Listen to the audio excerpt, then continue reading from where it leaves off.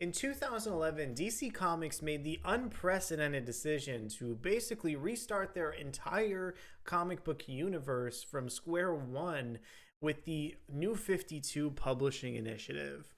What this did to a lot of their comics as a result is wash away some of the vast history that sets these comics apart from contemporaries like publishers such as Marvel. However, DC's original team of superheroes, known as the Justice Society of America, was also lost for several years. DC's Rebirth initiative in 2016 teased what looked like the beginning of DC returning to the Justice Society America characters, but sadly, we didn't get the inclusion of those characters making it back to the main DC universe until today in the year 2022. My name is Arico Braddock, and today we're going to go ahead and review the new Golden Age #1 over from DC Comics. This is a landmark review that we're doing. We've been waiting for the JSA for such a long time, and I'm super stoked to get into it. But before we dive into the video, want to go ahead and encourage you guys to consider subscribing to the channel if you like our content, and why not go ahead and hit that like button as well. All right, I want to read you our epic solicitation text that'll hopefully get you integrated into basically everything the new Golden Age has to offer, because this issue was quite the doozy.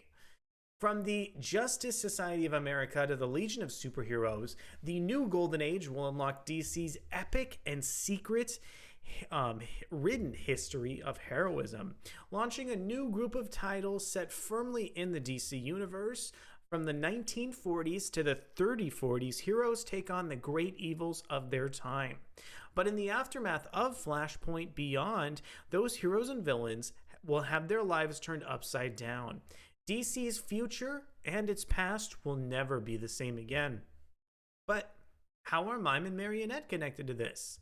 Why are Rip Hunter and the Time Masters the most unlikable heroes in the DC universe, and who or what is nostalgia? Don't miss the start of the strangest mystery to have ever plagued the DC universe. I want to read off the creative team for this issue. This series is written by Geoff Johns, but there is a vast number of artists contributing to this epic 55-page issue. Strap in, get comfortable. I'm going to read all their names off right now. So on the art of New Golden Age #1, we have Diego Olortegui, J.P. Meyer, Scott Hanna, Jerry Ordway, Steve Lieber, Todd Nauck, Scott Kolins, Victor Bogdanovic, Brandon Peterson, and Gary Frank. We also have a massive team contributing to the colors on this issue, and I'm going to call out everybody's name right now. Nick Filardi, John Kalisz, Matt Herms, Jordan Boyd, Brad Anderson. Rob Leigh lettered the issue, and Mikel Janin, drew the cover for this issue that I want to go ahead and show off right now for everybody. Here's a look at the new Golden Age #1 cover. We have tons of interesting kind of JSA adjacent characters teased on this cover here. We have, Alan Scott, Jay Garrick, Huntress, Wildcat, and many more interesting characters. I see Hawkman and even what looks like Flashpoint Batman there in the background as well. Yeah, this issue is big for a number of reasons. Chief among them is the return of Geoff Johns over to the DC universe. And really, this is going to be kicking off a couple different titles, including a brand new Justice Society of America comic book.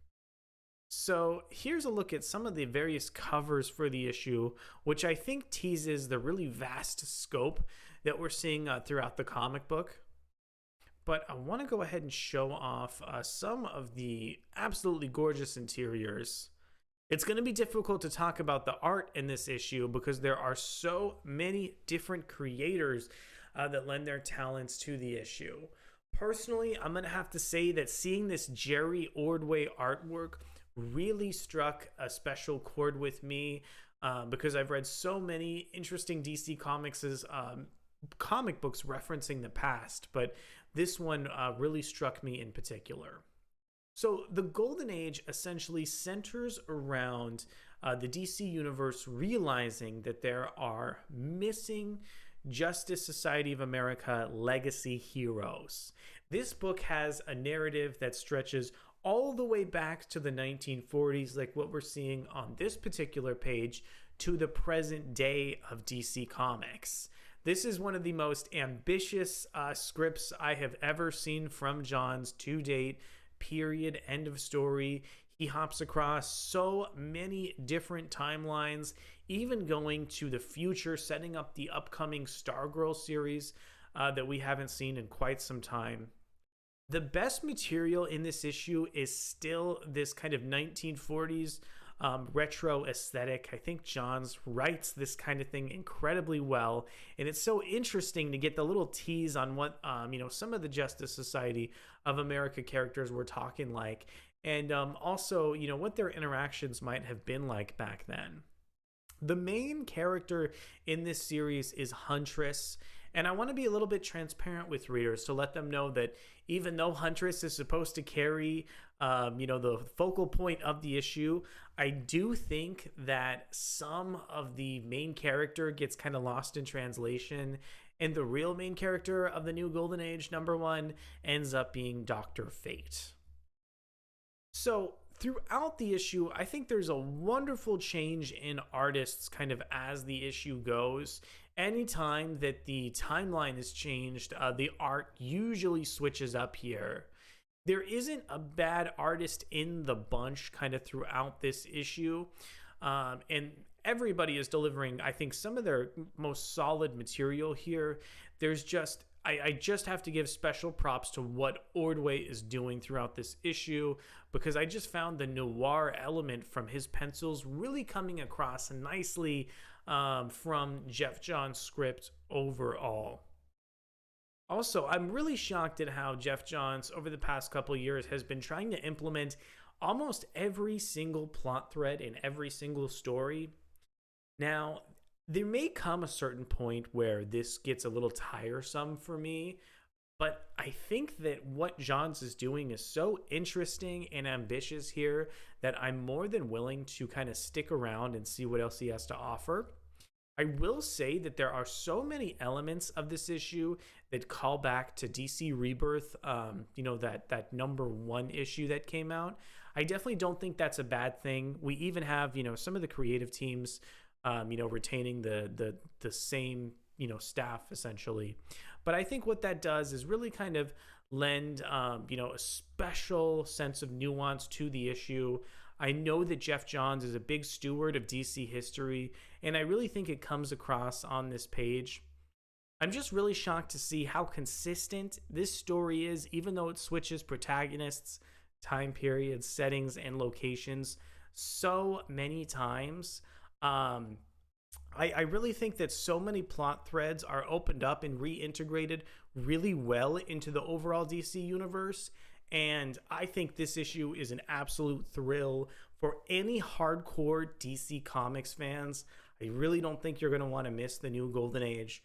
The worst thing about this book, I would say overall, is it is just not friendly to new readers. In order to get the most out of this material, you need to have a pre-existing history with DC. For instance, you probably would not appreciate the new characters that they introduce with these Who's Who entries in the back of the series if you also didn't have a pre-existing relationship, with not only John's Who's Who, the DC Universe, the JSA. It all kind of comes together in this issue. But I was incredibly shocked at just how strong the writing and art from the new Golden Age is overall. So in a nutshell, those are some of my thoughts on the new Golden Age #1 from DC. I think this is one of my favorite issues that the publisher has released over the past couple years. There's something really special about the immense level of ambition coming out of these series.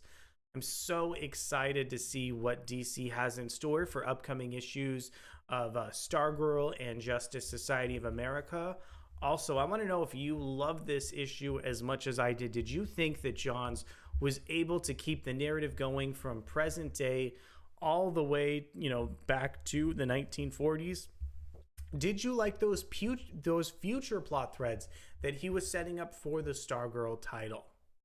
Let me know down in the comments below. Hope you enjoyed this issue as much as I did, and we'll see you a little bit later this week for some more wonderful Marvel comic books. We got some huge weeks over at the end of the year, and really excited to be celebrating all of these epic new comic books with you today. I'll see you guys soon. Bye.